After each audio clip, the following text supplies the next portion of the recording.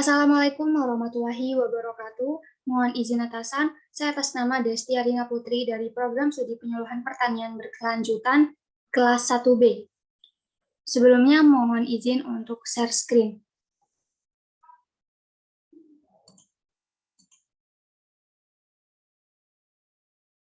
Pada kesempatan kali ini, saya akan sedikit mengulas tentang analisa kelayakan finansial dan ekonomi.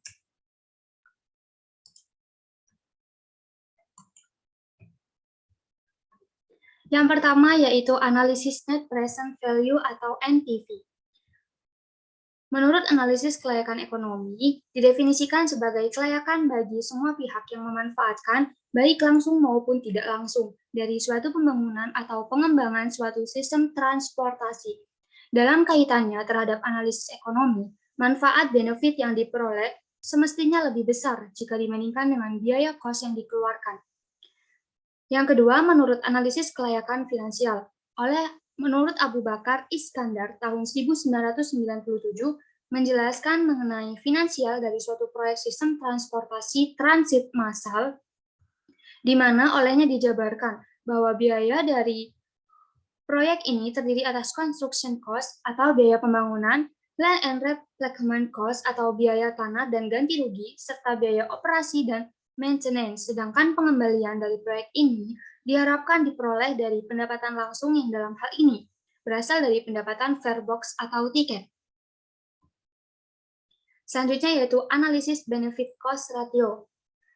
Analisis benefit cost ratio atau BCR merupakan suatu analisis yang diperlukan untuk melihat sejauh mana perbandingan antara nilai manfaat terhadap nilai biaya dilihat pada kondisi nilai sekarang atau present value. Untuk rumusan perhitungan BCR bisa dilihat di layar. Selanjutnya yaitu analisis internal rate of return atau IRR. Metode internal rate of return IRR pada dasarnya merupakan metode untuk menghitung tingkat bunga yang dapat menyamakan antara present value dari semua aliran kas masuk dengan aliran kas keluar dari suatu investasi proyek. Maka pada prinsipnya, metode ini digunakan untuk menghitung besarnya rate of return yang sebenarnya. Pada dasarnya, internal rate of return atau IRR harus dicari dengan trial and error. Berikut adalah kelebihan dan kekurangannya. Kelebihan yang pertama yaitu menghindari pemilihan rate of return minimum yang diinginkan. Yang kedua, memperoleh rate of return yang sebenarnya. Yang ketiga, berdasarkan preferensi rate of return yang sebenarnya bukan sekadar selisih NPV.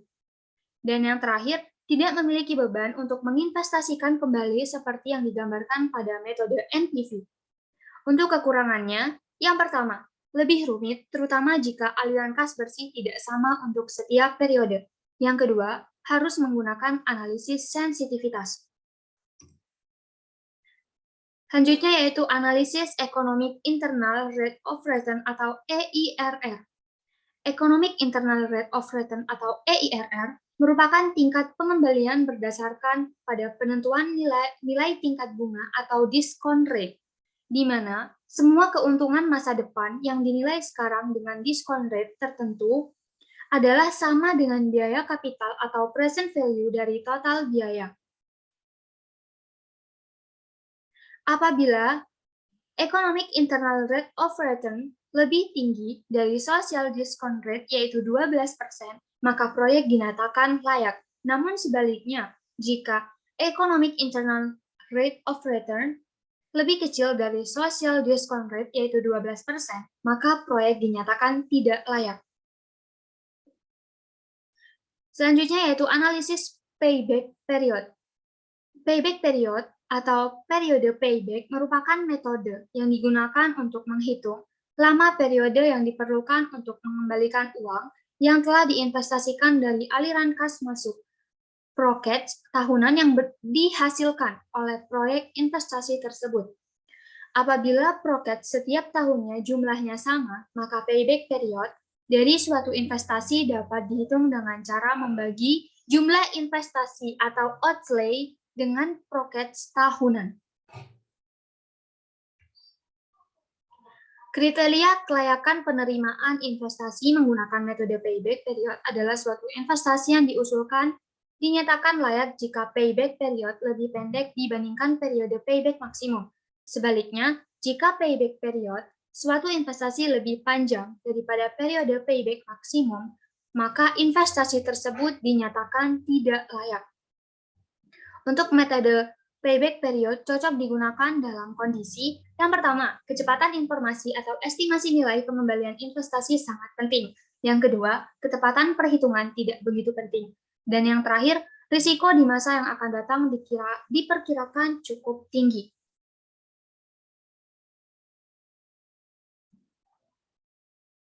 Analisis Life Cycle Cost atau LCC.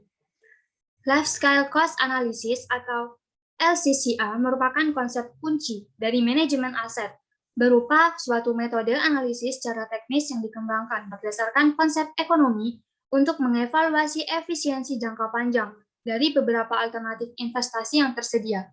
LCCA merupakan salah satu tool yang sangat penting untuk membantu dalam pengambilan keputusan. LCCA bertujuan untuk melihat alternatif investasi mana yang memenuhi persyaratan kinerja yang ditetapkan dan yang dapat memberikan harga atau pembiayaan jangka panjang yang terbaik.